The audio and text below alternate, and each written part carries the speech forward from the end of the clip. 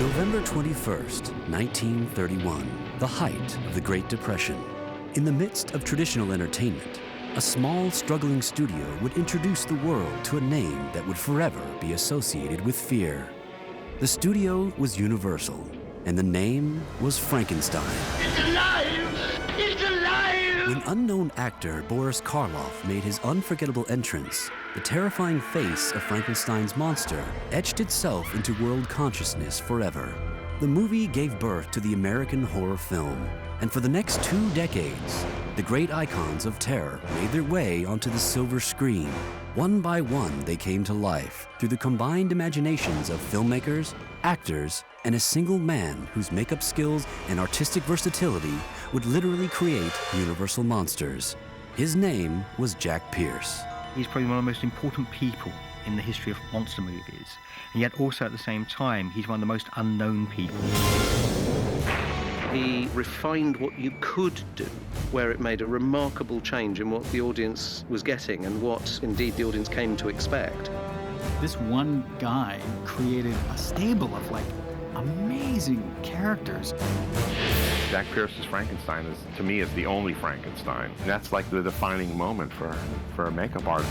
Yeah, he created the Frankenstein monster. He created the Bride of Frankenstein. He created the Wolfman. He created the different mummies. He really created some of the greatest screen characters ever. In the makeup field, he's considered the father of the Universal monster.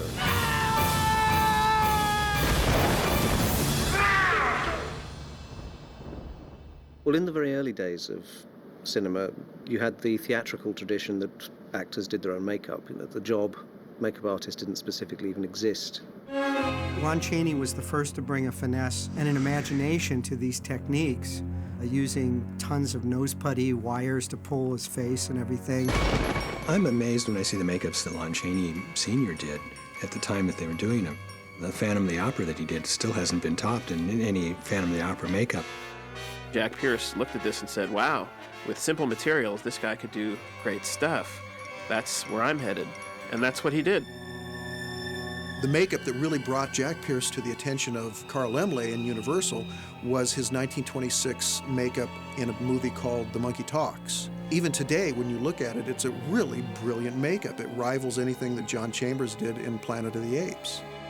But then he came back and he did The Man Who Laughs at Universal in 1928. And Pierce created this amazing, ghoulish, freaky kind of makeup.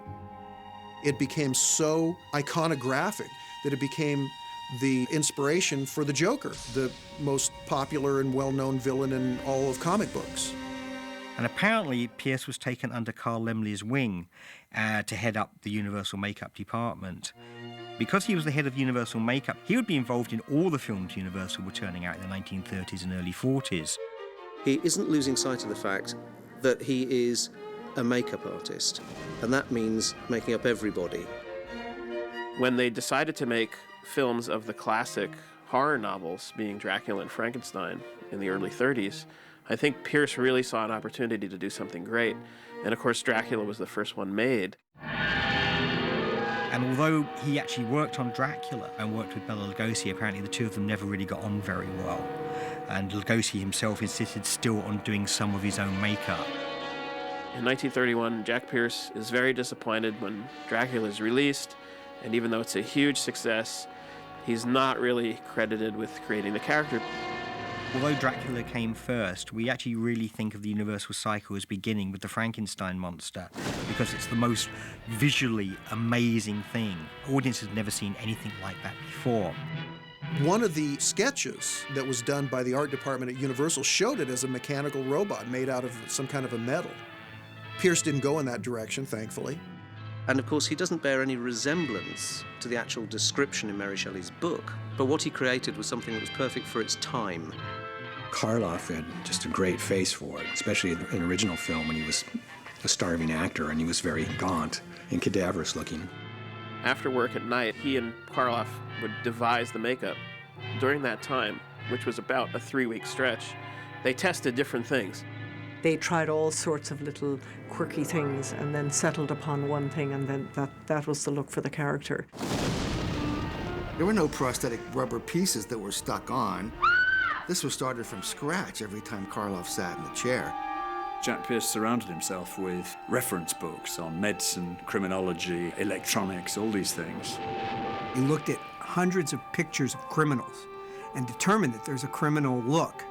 And Pierce emphasized that look in this movie. Jack Pierce tells the story about how he came up with the flat head, which never made any sense to me. He says he studied the way that, surgeons work in ancient Egyptian, burial things, and decided that, Frankenstein, not being a trained surgeon, would take the easiest route to get a man's brain out, which is to saw the top of his head off and take the brain out, replace it with the other one, and put it back on. Therefore, he made it flat like a lid of a box. I don't know if he tried to make up an answer after the fact, and where that square head came from, but it works. It makes it instantly recognizable as Frankenstein's monster. Karloff had to be on for the ride, to endure the hours in the chair and on set and any of the pain and scars that might have been left, but they understood what it took and signed on for it 100%. You look at movie monsters in the 30s and their faces move, and it's because you've got this craftsman painstaking work of gluing every single bit individually, and it's a lot easier to project through that than it is just through a mask. Jack Pierce created the classic monsters with primitive techniques. I mean, cotton and collodion. Collodion is this horrible liquid plastic that's 24% ether. He built it up with layers of cotton, painting collodion over it, blending it in, using Q-tips or something to get the edges of the cotton to, disappear into the skin. And he built up the head the same way. And it was time-consuming. Karloff talks about getting into Universal Studios at 3:30 in the morning to prepare for the makeup. It was more horrible taking it off. This stuff adhered like epoxy. I've heard that Karloff sometimes slept in the makeup so he wouldn't have to come and do the makeup the next day. And then, of course, how would he be brought to life? The famous, everyone calls them bolts, but they're actually electrodes on the neck. Pierce added those. We know that he put the electrodes on with spirit gum because Karloff has often remarked in interviews that, he has scars where the electrodes were. He's made this cranium. He's used wax on the eyelids to give them a heavy look. But how the hell did he cave in one side of the guy's face? And I looked at that for ages when I was a kid. And, when finally somebody says to you, Karloff had false teeth, Jack Pierce just said, take them out. I think one of the great things about the Frankenstein monster makeup is it does look like a Walking Dead man. You've never seen Karloff look more cadaverous than he does in Frankenstein. There is not a makeup artist alive that wouldn't like to create something as dynamic as the original Frankenstein. Nobody's ever been able to duplicate that, and everybody's tried. It's quite telling that Boris Karloff, many years later, would always credit Pierce as the man who created the Frankenstein monster. Karloff said, I was the person who wore the suit, I was the person who filled out the suit, but it was Jack Pierce who actually created the look and the feel of the monster. It comes together in such a way that it almost feels like it always existed. That's how great it is, like the Mona Lisa. Jack Pierce, after Frankenstein, was a superstar on the Universal lot, and they immediately put into production a film about the mummy. When you look at the opening scenes in that film of Karloff coming back from the tomb, wrapped in the bandages, and you can actually see the little globules of earth and dust and stuff that Pierce meticulously painted into those bandages. It is just probably the best mummy ever.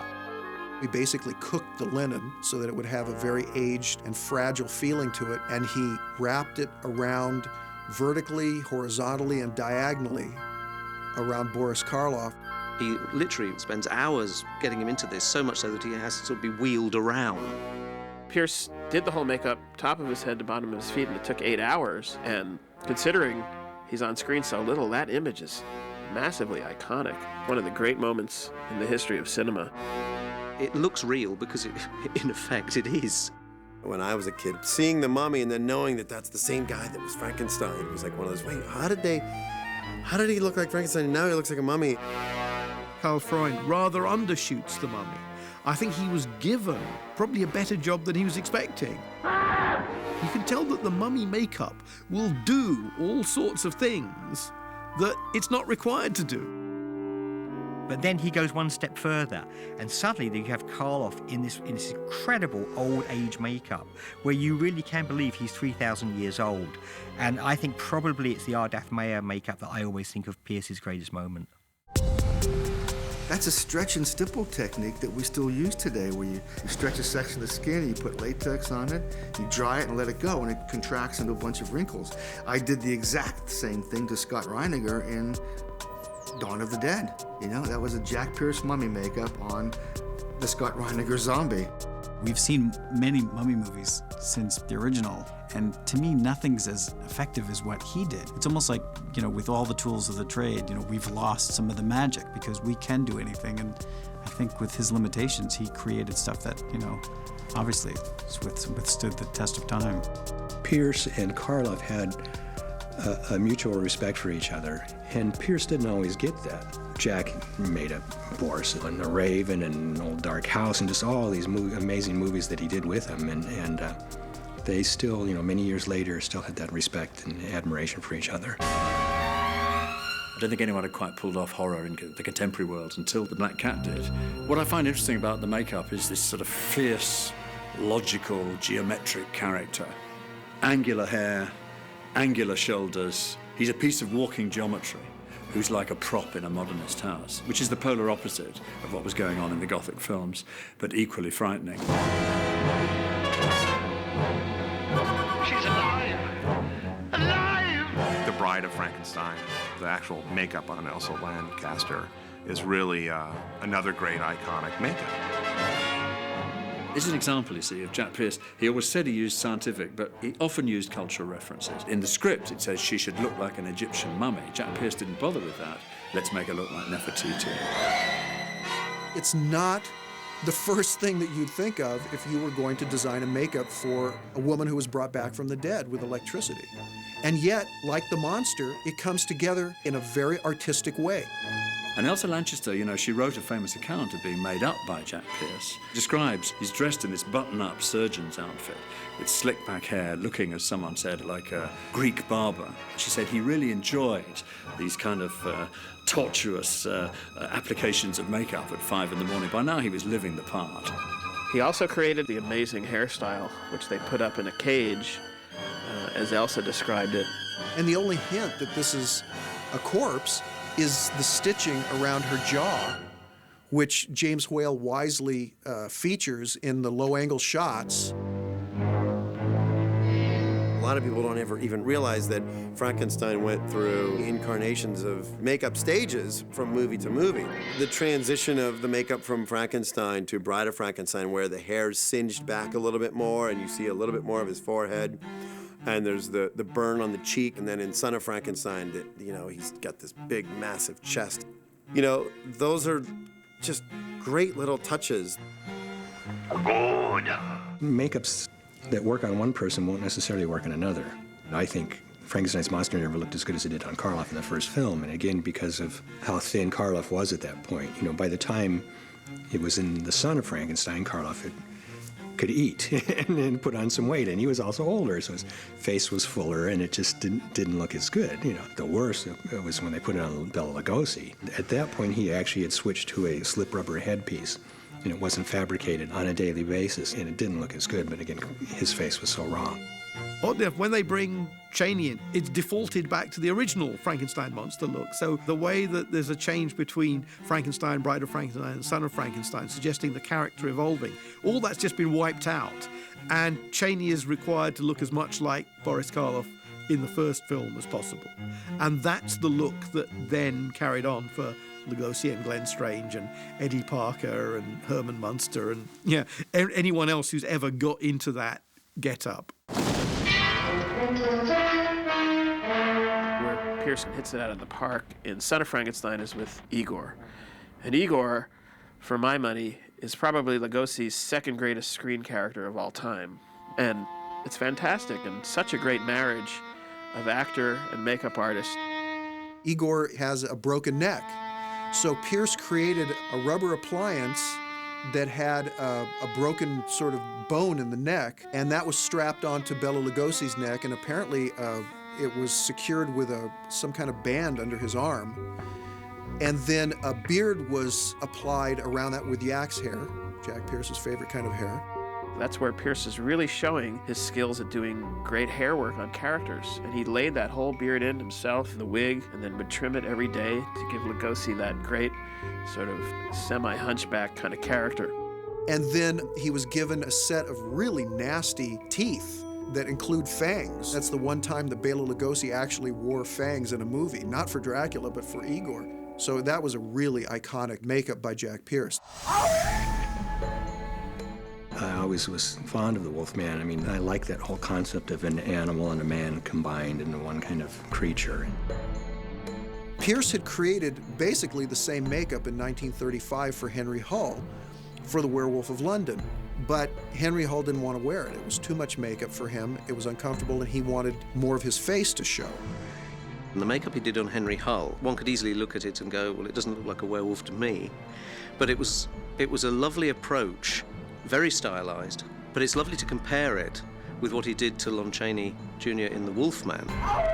The Wolfman became Chaney's baby.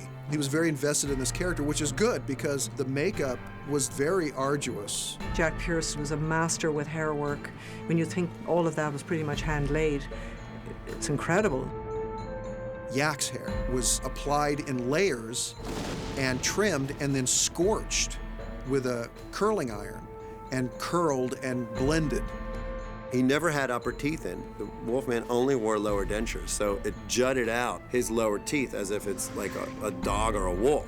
But one thing that Jack Pierce couldn't do every day was completely model the Wolfman's nose from scratch. So that is the one appliance Jack Pierce definitely did use on these films, which all indications are was created by Ellis Berman Sr. Jack Pierce would secretly have these sculpture and molds made from impressions of the actors, and he would bring them to my father. My father would run the foam latex and the molds, make the pieces for him. Jack Pierce really didn't want to let it out to the other makeup people that he was unfamiliar with those materials.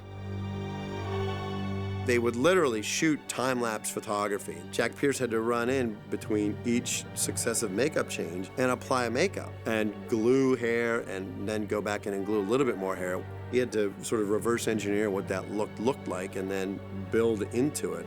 There's talks that it took, 10, 12 hours of Chaney literally having to sit in that chair while they would shoot that transition and that progression of makeups. By the time he did Frankenstein Meets the Wolfman, which was the second time the Wolfman appeared, he really just made it perfect. And I don't think it was ever better than that after that. That's the perfect Wolfman makeup. The mummies in the 1940s were totally different from the 1932 mummy. First of all, they're not really the same type of film at all, and the makeups are totally different. With Tom Tyler in The Mummy's Hand, which is 1940, he's really creating a mummy similar to the Imhotep mummy that Karloff played in 1932. The three Chaney films, Mummy's Tomb, Mummy's Ghost, Mummy's Curse, he's really doing a different kind of character altogether. And Pierce by then is doing a really different turn on the character than he had done with either Karloff or Tom Tyler. Chaney was not enjoying being made up as Karas. So for the third Karas performance by Lon Chaney Jr., Pierce fashioned a rubber mask. But I think the big difference between, say, a Karloff and a Chaney, Karloff was willing to sit for hours being tortured like no other person was willing to do, and other actors were not as willing to do that. So it's not a criticism of Chaney so much as a compliment to someone like Boris Karloff. This is one of the Mummy's Curse faces that Lon Chaney Jr. wore in The Mummy's Curse that Jack Pierce did. Now, Jack gave me this around 1963. I mean, it's just simple latex. So he did use rubber, even though he said he didn't. Now, he didn't use appliance rubber. That's what he was really talking about. But this is rubber. And, you can see all the wrinkles and, all the stuff in here. And you can see all the detail that's in this mask. But it's one of my favorite things in the world. And as far as I know Rick Baker, a lot of people have checked on this, and I think this is the only surviving piece of Jack's work now. Check the mega voltage. 25,000. In the mid-1940s, Universal was looking at ways of saving money and making as much money as they could from their monsters. And so they started churning out House of Dracula and House of Frankenstein. And suddenly Pierce had to work on 3 or 4 monsters in one movie.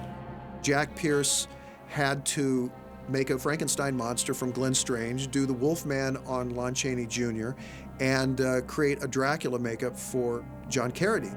And there was a lot of pressure on Jack Pierce to accommodate the actors and, of course, the production company. It was takes too much time to do cotton and collodion. One can easily imagine actors who have been through a 12-hour makeup might well, the next time they come back, beg, is there any way you can reduce the time, or can you use something that's less corrosive? And unfortunately, Jack Pierce had never signed a contract with the studio and had been there 19 years as the department head by 1947, and he was let go in favor of a new breed of younger people who could get things done faster and quicker. Jack Pierce is a guy who, at the time, he did his thing, he did it better than anybody, and he knew no other way, and the industry changed. He did all the Frankenstein movies except Abbott and Costello Meets Frankenstein. In that film, Bud Westmore brought in the masks and basically used the over-the-head rubber mask approach to all the monsters. And you can see the difference. The makeups do not stand up anywhere near as well as when Pierce was doing them. Then that was a whole new start of, how makeup and prosthetics and specialty characters were going to be handled for the future. When Jack Pierce left Universal, he did independent movies, he worked a lot in television, then he ended up doing B films. He ended up gluing monofilament to Mr. Ed's lip. It's like, that's terrible.